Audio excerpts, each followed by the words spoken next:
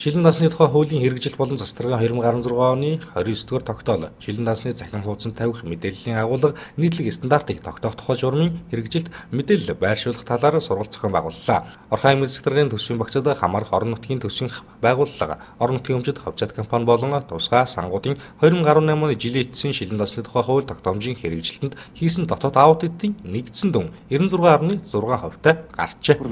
Ингээд юм ойлгуулаад. За өнөөдөр шилэн дансны хуулийн хэрэгжилт энэ талаар сургалт явж байна. Тэгээд аймгийн санхүүгийн даатгын албанаас одоо аймгийн нягтлан яг шилэн дансны мэдээлэл тайлгнадаг хүмүүстээ энэ одоо шилэн дансны хэрэгжилтэд яаж хандлт явах юм, яаж хэрэгжүүлэх юм гэх талаарх энэ мэдээлэл өгч жагаад энэ бол их ач холбогдолтой оны ихэнд ялангуяа болж байгаа учраас их ач холбогдолтой сургалт болж байна гэж үзэж байна.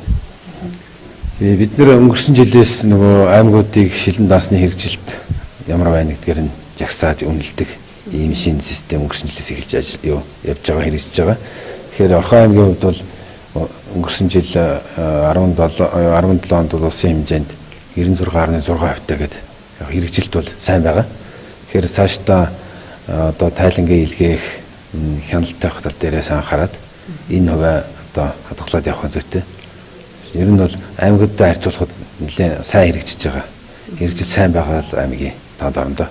Шилэн дансны хуулийн хэрэгжилтийн үнэлгээ, хэрэгжилт ямар байгаагаас хамаарч нөгөө улсын хэмжээнд аймагуудын ажлын тайлан эцсийн нөгөө жилийн эцсийн үр дүн үнэлгээд нөлөөлдөг. Тийм учраас шилэн дансны тайлгналт дээр одоо бүх байгууллагууд анхаарч ажиллах хэрэгтэй. Танай энэ Орхон аймгийн хувьд бол хэрэгжилт амттай ер нь сайн явж байгаа. Өнгөрсөн онд төрийн хаалтын байгууллага тэгж төрийн ус байгууллагатай бол хамтарч ажилласан. Сангийн ам бол угаасаа хуулиараа нөгөө удирдлагаараа зүгээр хангаж ажиллаж байгаа. Тэгэхээр бидний хувьд хяналт шалгалтын дээр төрийн бас байгууллагатай хамтарч ажиллах чиглэл бол одоо байхгүй. Тэгэхээр бүх аймаг яамдын дотоод хяналтын газрынхантайгаа хамтран системийн хэмжээнд шалгалт хийгээд аудит хийгээд явахд бол боломж байгаа. Хүний нөөцөд боломж байгаа учраас энэ чиглэлээр өөрсдийнхөө нөөц дотоод нөөц болцоогоор хяналт шалгалтаа хийгээд хяналтаа тавиана гэж.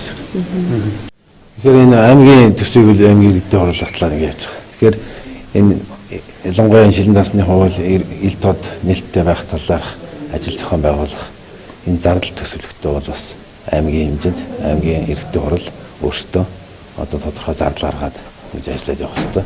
Тэгэхээр аймгийн төвшөндөө бол энэ санхүүгийн асуудлыг аймагтаа ямар хэмжээд байх ёстой гэдгийг өөрсдөө шийдэх эрх нь байгаа учраас аймгийн удирдлагууд энэ төсөв санхүүтэй холбоотой асуудал дээр энэ ялангуяа иргэдэд сурчлах тал дээр бас анхаарч тодорхой төсөв суулгаж ажиллах шаардлагатай. Иргэдэд сурчлахын зардлаас одоо ил тод нээлттэй байдлын дэмжний үхээс биш зардлын тандаг хасдаг ийм юм бол байхгүй. Тэгэхээр аймгийн хэмжээнд аймагтаа төсөв санхүүгээ шийдээд явах боломж байх. Нийгмийн цахим сүлжээ тэгээ хэвлэл мэдээллийн байгууллагаар дамжуулж бас шилэн дансны мэдээлэл авч болно шүү дээ, тийм. Хуулийн дээр шүү дээ заалт. Тэгэхээр энэ иргэдэд мэдээллийг ил тод хүргэх одоо байгууллагуудын төсөв санхүүгийн хөрөнгө санхүүгийн зарцуулалтад тэр хяналтыг сайжруулах хэвлэл мэдээллийн байгууллага бас чухал үүрэгтэй. Тэгэхээр энэ талах зардлаа бас аймаг төсөвлөөд энэ ажлаа хийгээд явах энэ шаардлагатай. Тэгэхээр таньж байгаа юм бол гайгүй болов гэж бодож шүү дээ. Санхүүгийн хяналт аудитын албанаас бол улирал буюу жилд нэг 4 удаа өнгөрсөн 2018 онд бол 4 удаагийн 222 байгууллагын 267 одоо албан хаагчдыг хамруулсан сургалтыг зохион байгуулж исэн.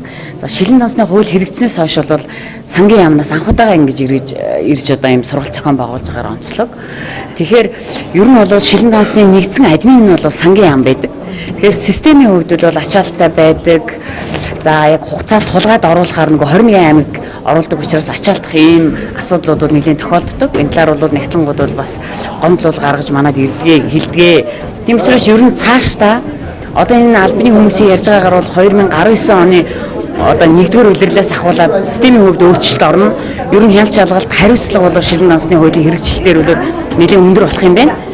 Тийм учраас ер нь нягтлан бодогч нар бол сургалтанд одоо энэ эдийг сайн хамруулах хэрэгтэй. Нөгөөтэйгөө бас ер нь зөвхөн шилэн дансны нэгдсэн одоо цахим хуудсанд мэдээлэл оруулдаг аж ахуйн нэгжүүд байгууллага төрийн өмчит компаниудаа ч гэсэн орхитуулж болохгүй гэдгийг бол одоо албаны хүн бас хэлж байна. Тийм учраас цаашдаа бол бид иргэдэд энэ шилэн дансны хуулийн хэрэгжлийг сурчлах сургалтыг үе шаттайгаар зохион байгуулах ийм бол шаардлага бол үүсэж байгааг бол одоо албан хүмүүс бол мэдээлж байна.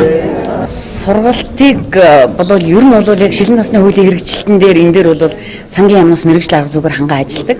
За сангийн яамнаас жилд бол нэг л удаа одоо өнгөрсөн 2 жил бол нэг удаа ийм сургалтыг бол зохион байгуулсан. Тэр мэдээлэлээ бол бид ирж одоо үе шаттайгаар энэ Орхон аймгийн хэмжээнд Сэгдэргийн төсвийн багцад хамаарах одоо нэгтлэн болон мэдээлэл оруулагч нартаа бол сургалтыг үе шаттайгаар өгч байгаа. За өнгөрсөн 2017 оноос харахад бол тодорхой хэмжээний төсөв суугдаж бас сургалтууд бол явагдаж исэн. Энэ жилийн 2018 онд бол төсвийн төсөлтөд бол шилэн дансны сургалтын дээр бол бас явуулах шаардлага одоо судалгаагаар үзүүлээд тэгээд төсөвдөө бол төсвийн төсөлтөд хөрвүүлсэн. Гэхдээ нэг бага хэмжээний мөнгө бол тавигдсан байлээ. Цааш ч ер нь бол шилэн дансны хуулийг хэрэгжилтийг хангахад иргэдэд одоо энэ төсөв мөнгийг одоо ил тод байлгахын тулд энэ хуулийг бол иргэдэд сурталчлах одоо энэ шилэн дансанд мэдээлэл оруулж байгаа холбогдох мэргэжилтнүүдийг мэргэшүүлэх ийм шаардлага бол нэг шаардлагатай байгаа. Мөн телевизэд бас энэ одоо телевиз радиогоор мэдээллийн ийм цахим орчингоор бид бол мэдээлэлээ хүргэдэг. Тийм учраас энэ тал дээр бол анхаарч одоо ажиллах байхаа гэж найдаж байна. Тодорхойлбол Орхон аймгийн хувьд шилэн дансны систем бүртгэлтэй 80 байгууллага байна. Эдгээр байгууллага нь нийт 11,960 мэдээлэл оруулахаас 11,550 мэдээллийг оруулж 326 тайлан илгээхээс 311 тайлан ирүүлж нийтэндээ 96.6%-тай гарч улсын хэмжээнд нэлээдгүй дээгүүр байлыг эзэлсэн байна. Шилэн дансны системд бүртгэлтэй байгууллагууд тайлан мэдээллийг жирлээд 4 удаа илгээдэг бөгөөд хугацаа хэтэрсэн тохиолдлыг зөрчил гэж үздэг байна. Төсвийн байгууллага нэгтлэн бодогч нар шилэн дансны хууль тогтоомж болон нийтлэг гаргадаг алдаануудаас дурдвал шилэн дансанд бүртгэлтэй хэрнээ мэдээллээ бүрэн гүйцэд оруулахгүй тайлангаа хугацаанд ирүүлээгүй зэрэг зөрчлүүд ихэнхдээ гаргадаг ажээ. Ийм ч шаардлагатай мэдээгээ цагааталгүй цаг хугацаанд нь оруулж байхыг мэргэжлүүд анхааруулж байлаа. Энэ удаагийн сургалтанд сангийн яамтай анх удаага хамтарч зохион байгуулагдаж байгаагаараа онцлог болж байна. Сан төсөлтөнд тулгуурж ажиллах хэрэгтэй. Энэ 7 хоногт тэр говьлоо